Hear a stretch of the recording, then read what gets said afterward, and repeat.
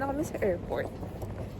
And we are flying from Dubai to Hong Kong kasi lahat ng flight is Qatar yung original namin, pero yung lahat ng flight kasi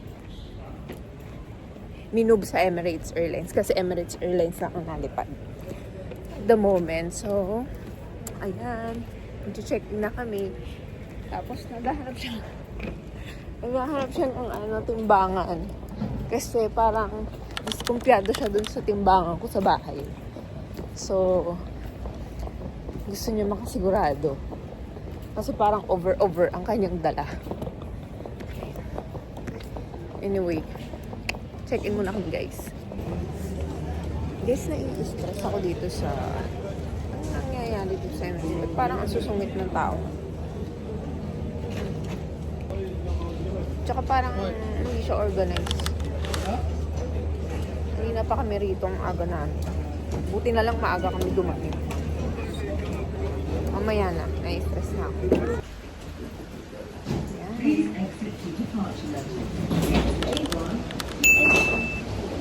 Oh my God. Hanan? Okay. Oh my God. Ito na, nasa duty free kami. Diba? Grabe. Nakalagpas na kami sa mga hindi magandang experience. Kasi minublang, ulitin ko ulit yung sinasabi ko. Minublang yung patay kami, minublang sa Emirates. So, hindi updated yung mga details and all. So, medyo natagalan kami. At medyo na-stress kami ng bahagya. So, ngayon natapos na lahat. Tapos, hindi kami tabi ng upuan ni RL. El, masaya ka ba? Hindi tayo katabi. Parang masaya naman siya. So, yun lang naman. Okay na. It's home time. Bitches.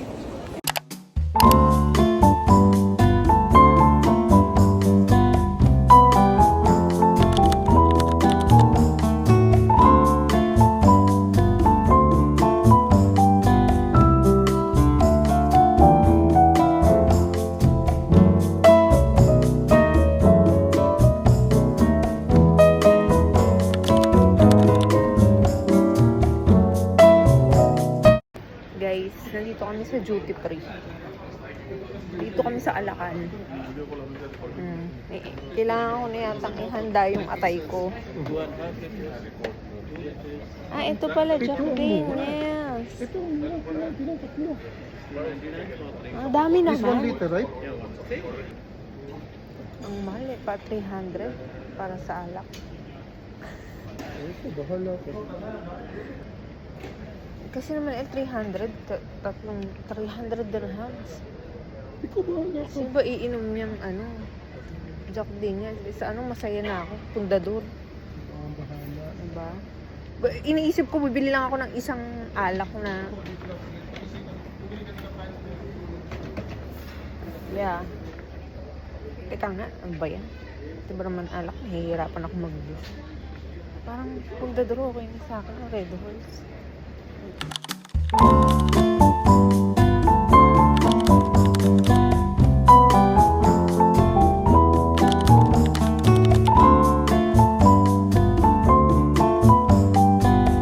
So guys, pagod na talaga ako dito, as in gusto ko nang matulog. Buti nag-serve na sila ng pagkain. So ito nga pala yung pagkain ng Emirates Airlines. Okay naman siya, pero kasi in general talaga, ayoko talaga ng pagkain sa eroplano. Hindi ko lang bet siguro talaga kumain sa eroplano or since economy pa lang naman ang na-experience ko. Pero sabi nila pag mga business class daw, masarap ang pagkain. Pero hindi ko pa naman na-experience yun, so hindi ko alam. And syempre, hindi ko rin makakalimutang mag-skincare. Lalo na sa flight, sobrang nakaka-dry ng skin.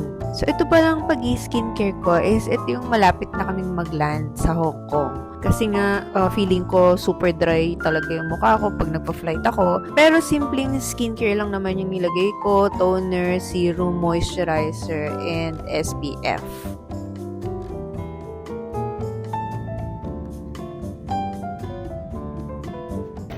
Guys, delay yung flight namin kasi delay din yung sa Emirates.